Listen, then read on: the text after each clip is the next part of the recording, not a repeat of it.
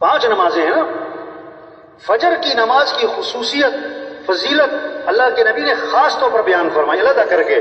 آپ نے فرمایا من صلی الصبح فهو فی ذمۃ اللہ، جو صبح کی نماز پڑھے گا وہ اللہ کی ذمہ داری میں آ جائے گا. اب جس نے صبح کی نماز نہیں پڑھی وہ اللہ کی ذمہ داری سے نکل گیا. توبہ توبہ توبہ. دیکھو چاندنی رات ہو تو تالاب میں کیا نظر آتا ہے بھائی؟ بولو بھائی. چاند. اور چاند ہے کہاں؟ آسمان پہ. یہ جو تالاب میں نظر آ رہا ہے یہ کیا ہے؟ عکس. اگر کوئی تالاب میں چھلانگ لگائے کہ میں چاند کو پکڑ لوں تو اسے کیا کہو گے؟ پاگل ہے، بیوقوف ہے. وہ یہ تو عکس ہے. آج رزق نظر آتا ہے دکان میں، رزق نظر آتا ہے دفتر میں، رزق نظر آتا ہے کاروبار میں. اور اللہ قرآن پاک میں فرماتے ہیں وَفِي السَّمَاءِ رِزْقُكُمْ، تمہارا رزق تو آسمانوں میں. تمہارا رزق کہاں ہے؟ یہ جو فجر پڑے بغیر دکان پہ جاتے ہیں، فجر پڑے بغیر دفتر جاتے ہیں، فجر پڑے بغیر کاروبار پہ جاتے ہیں، ان کو رزق کی تلاش ہے اور رزاق کی نافرمانی کر رہے ہیں. یہ چاند کہاں تلاش کر رہے ہیں؟ کہاں تلاش کر رہے ہیں؟ ہائے ہائے. تبلیغ کیسا کرو؟ اللہ کی طرف پھیرو، اللہ کے سامنے جھکو. ہاں، جو کام پیسوں سے نہیں ہوتا اور جو کام حکومتوں سے نہیں ہوتا وہ کام اللہ تمہاری نماز سے کرے گا، وہ کام اللہ تمہاری دعاؤں سے کرے گا، وہ کام اللہ تمہارے سجدوں سے کرے گا. نماز پڑھو. دیکھو 5 نمازیں ہیں نا، 5 نمازیں ہیں نا. سب سے پہلی نماز کون سی ہے اور سب سے کم نمازی کس میں؟ فجر میں. حدیث میں آتا ہے جس نے صبح نماز نہیں پڑھی اور نہ وضو کیا نہ اللہ کا نام لیا، یہ وہ آدمی ہے جس کے کانوں میں شیطان نے پیشاب کر دیا. حدیث ہے.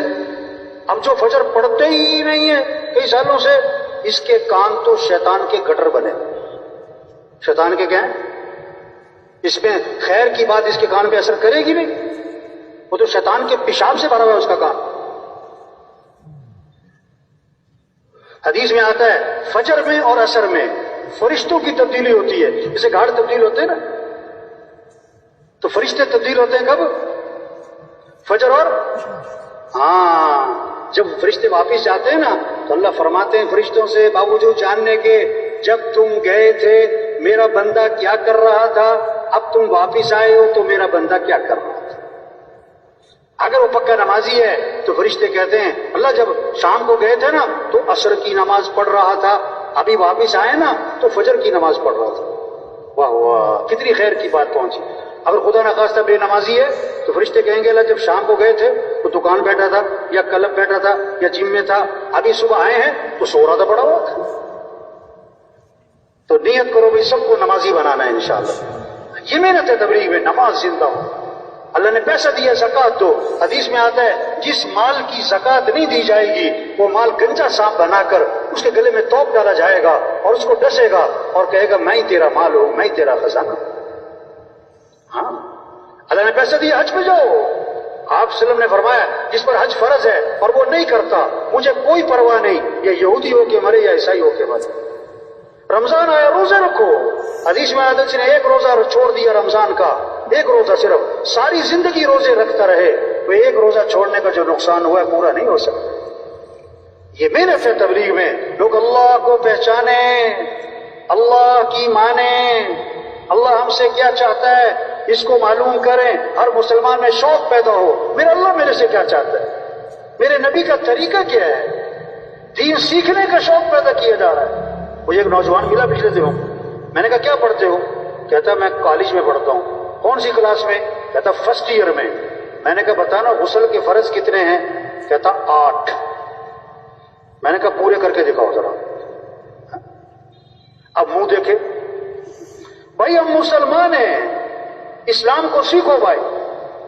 دین ہمارا کیا سکھاتا ہے، اللہ ہم سے کیا چاہتا ہے. نماز سیکھو بھائی، دین سیکھو بھائی. ہمارے ہاں نا ایک عجیب بات چلتی ہے، بارات جا رہی ہے مسجد کی طرف، کیوں کہ دولہا نے شادی کے نفل پڑھنے، شادی کے نفل.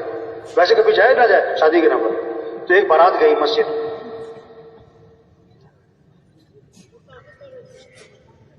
اور کہیں بھی بینڈ باجی کے ساتھ، ڈھول ڈھمکے کے ساتھ. اب جناب باہر کھڑی ہو گئی بارات، دولہا سے کہا جا کے نفل پڑھ لے. جو اس کا دوست تھا نا جو دیندار داڑھی والا، اس سے کہا تم ساتھ چلے جاؤ.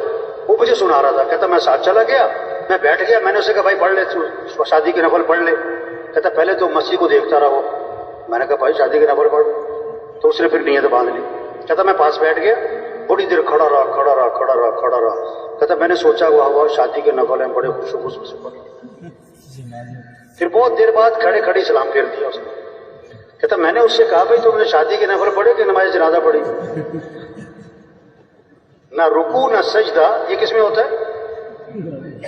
اس نے کہا سچی بات بتاؤں مجھے نماز آتی ہے. اور تبلیغ میں یہ کہہ رہے ہیں دین سیکھو بھائی. سگی ماں کا جنازہ پڑھتے ہیں، جنازے کی دعا نہیں آتی. سگے باپ کا جنازہ پڑھتے ہیں، جنازے کی دعا. تبلیغ میں منت خوشامد ہے. بھائی اللہ کو راضی کر لو، بھائی حضرت محمد صلی اللہ علیہ وسلم کی اتباع کرو، بھائی 5 وقت نماز پڑھو، دین کو سیکھو بھائی، قرآن کی تلاوت کرو. دن میں 600 مرتبہ موبائل کو کھولتا ہے اور قرآن کتنی دفعہ کھولتا ہے؟ یہ کیسے مسلمان ہیں کہ سال ختم ہو جاتا ہے قرآن ختم. آپ صلی اللہ علیہ وسلم نے فرمایا ہر چیز کا ایک دل ہوتا ہے، اور قرآن پاک کا دل سورہ یاسین ہے. آپ نے فرمایا جو صبح کو سورہ یاسین پڑھے گا اللہ شام تک کے کاموں میں اس کی مدد فرمائے. ہمارے گھروں میں فضا بنے قرآن کی. آپ نے فرمایا جو رات کو سورہ ملک پڑھے گا اللہ اسے قبر کے عذاب سے بچا لیں گے. آپ نے فرمایا کہ جو رات کو سورہ واقعہ پڑھے گا اس پر فاقہ نہیں آئے گا. آپ نے فرمایا کہ تم اس بات سے عاجز ہو کہ 1000 آیات پڑھ لیا کرو. صحابہ نے عرض کیا حضور 1000 آیات کا پڑھنا یہ تو بڑا مشکل کام ہے. آپ نے فرمایا جو سورہ الہاکم التکاثر پڑھے گا اسے 1000 آیات پڑھنے کا ثواب ملے گا.